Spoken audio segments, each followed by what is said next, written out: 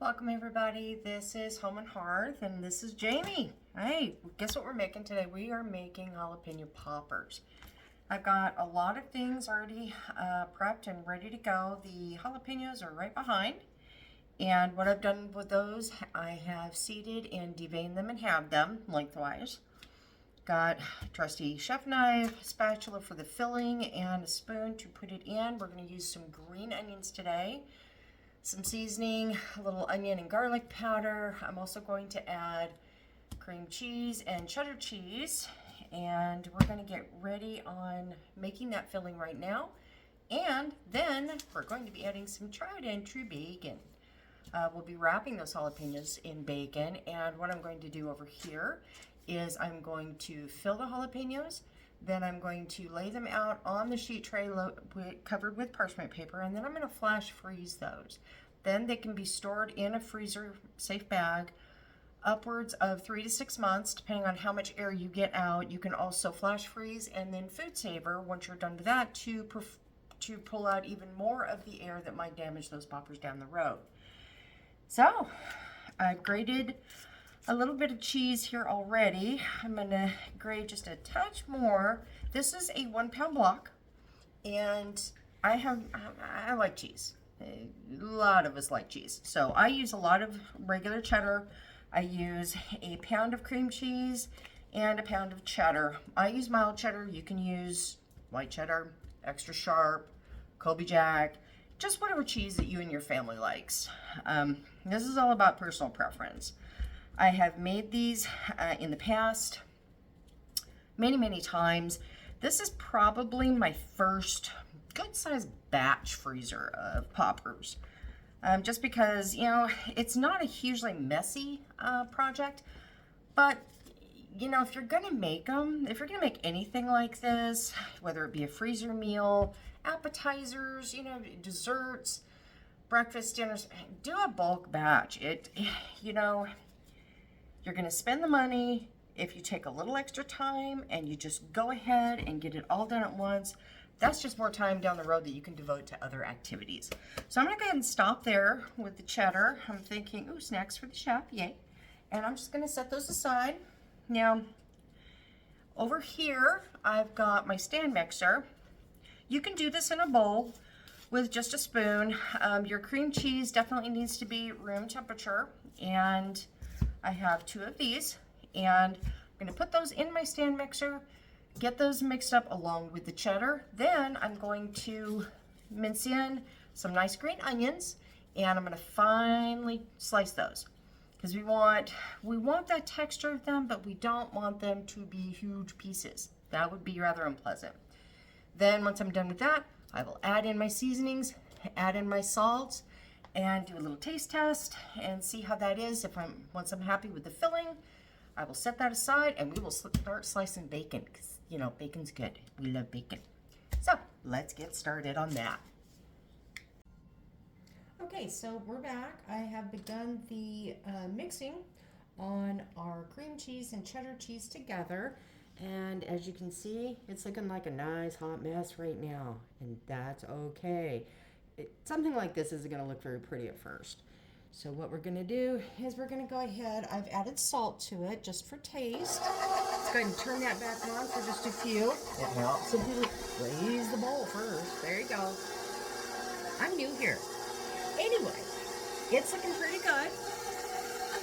So what we're going to do is we're going to go ahead and turn that off. We're going to lower that bowl again. And now I'm going to go ahead and get our green onions done.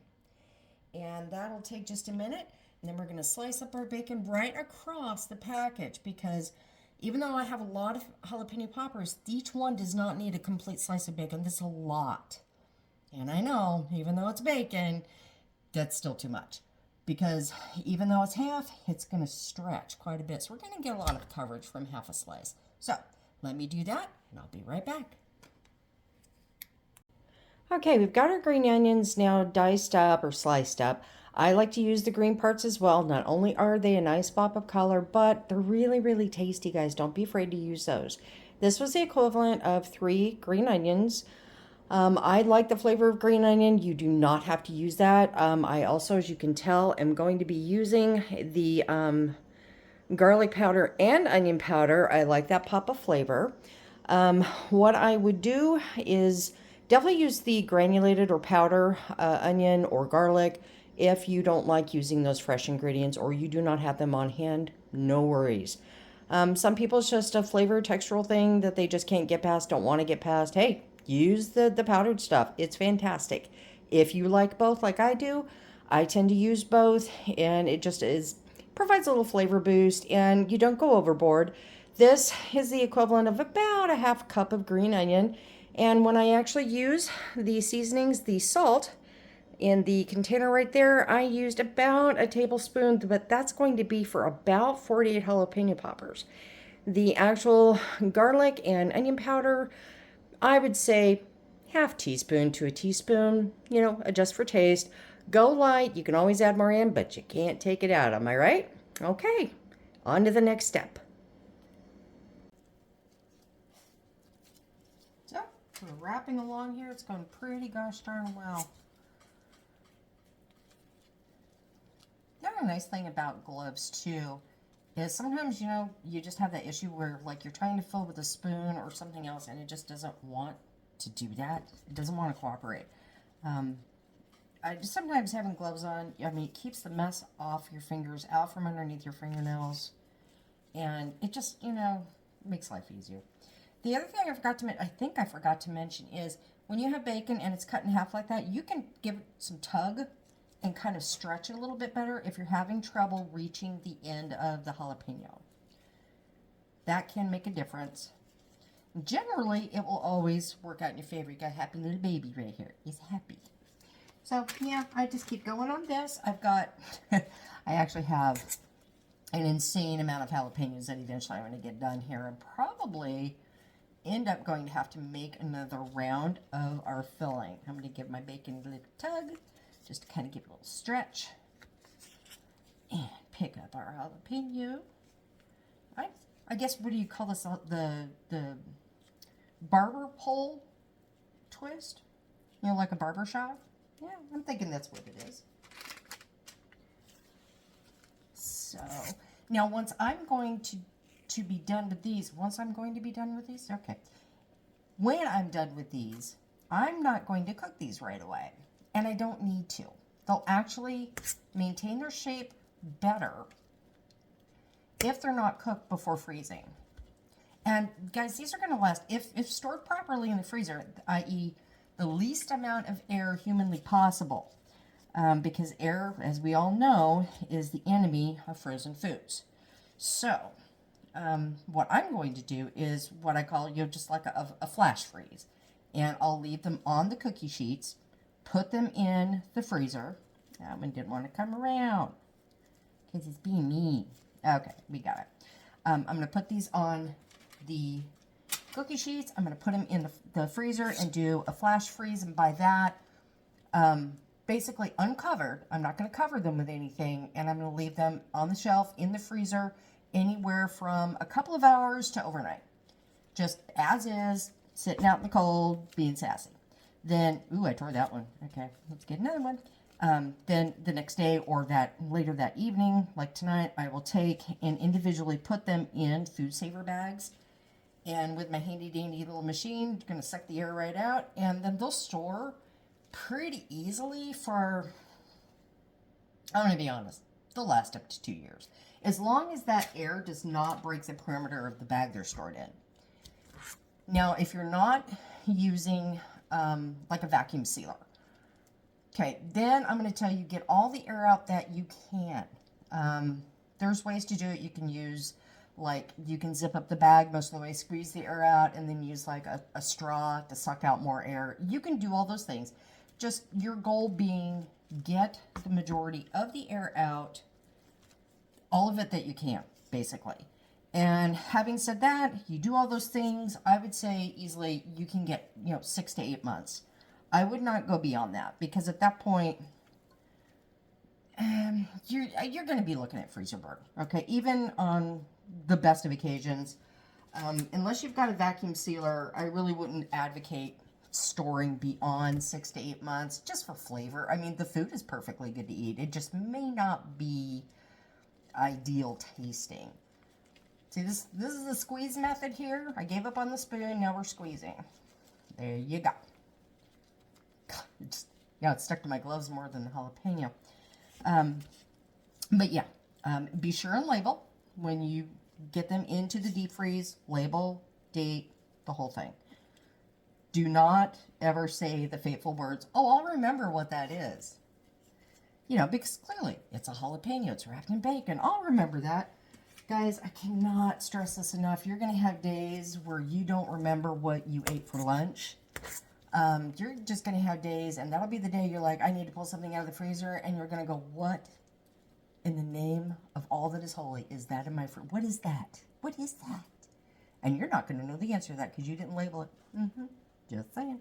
And I'm saying that, and I'm admonishing you for that because I have done it far too many times. Far too many times. Okay, we are about done. So once these are done, we are going to flash freeze and poke them away for a further time. And these guys are great, obviously, for parties, for surprise guests that come over. And, you know, it's a quick and easy appetizer if you've got them prepared. So when you're doing stuff like this, like I've seen so many other wonderful homesteaders out there and great cooks, you know, the rule of thumb is, hey, if you're making something, make 3 of them, or at least double it. Because in the future, your future self, as everyone is fond of saying, will thank you. And, you know, I do a lot of freezer meals that I'm going to share here on the channel. I do a lot of make-ahead stuff that's healthy, nutritious, it's made from scratch. And I thank myself every time I pull one out of the freezer, every time I pull it off of the pantry shelf. Because, friends, let me tell you, there are days you are going to be incredibly tired, not have the time. Someone's going to just randomly show up at your house, and you're like, I'm so grateful I have food to feed them. Fun food, comfort food, party food, full dinner food. You know what I'm talking about. You've had those days. So, these are great for parties. They're great for the holidays. Right now, the holidays are coming up. But any party, New Year's, birthdays, barbecues, I mean, you could make these by the hundreds. Okay, we're going wild here. Yeah, I just did that. But, smooth it out and it fit perfectly in my jalapeno. Yay! We've got one left of this tray. And I only have, probably 8 more trays to go, but you don't need to worry about that. But yeah, we're almost done with this. I'll pop these in the freezer, like I said, and then depending on if I get back to it, I'll either vacuum seal these guys tonight or tomorrow, and then they go long-term into the deep freeze until I need them. And I usually food saver these guys, food saver, vacuum seal, same thing. I usually do these in dozen increments because that way if, I had exactly enough bacon except for that one guy who tore because he was like salty about something. But, God, I'm making horrible puns here. Typically a dozen is a good place to start. When you're dealing with party food, okay, it's excellent because if you pull them out at a dozen at a time, then you're generally not going to have too much left over, or if you need more, you know, you're not breaking every bit of it out and cooking it all at once unless you have one nice party. But generally, dozen at a time. You don't need to defrost them before heating. And look at these. Not too shabby. You don't need to defrost them before reheating, or heating in this case, rather. Set your oven to 350 to, no.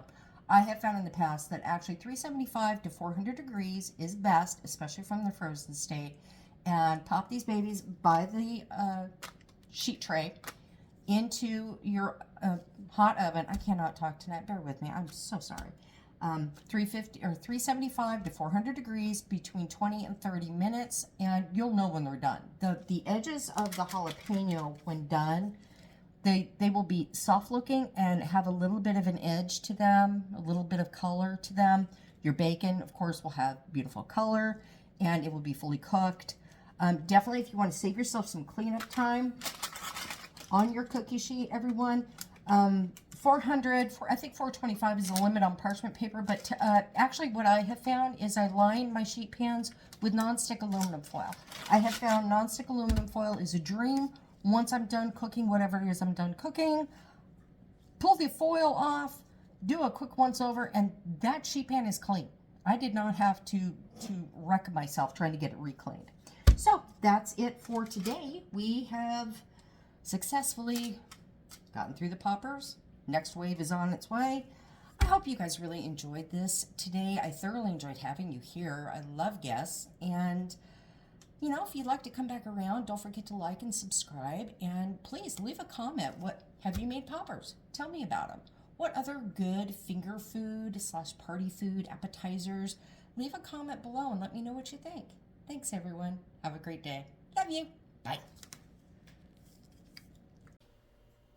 Just plated these up from the oven. The actual time was pretty close. It was 375 for 30 minutes. I just tried some of these. They're pretty gosh darn good. Enjoy, everyone.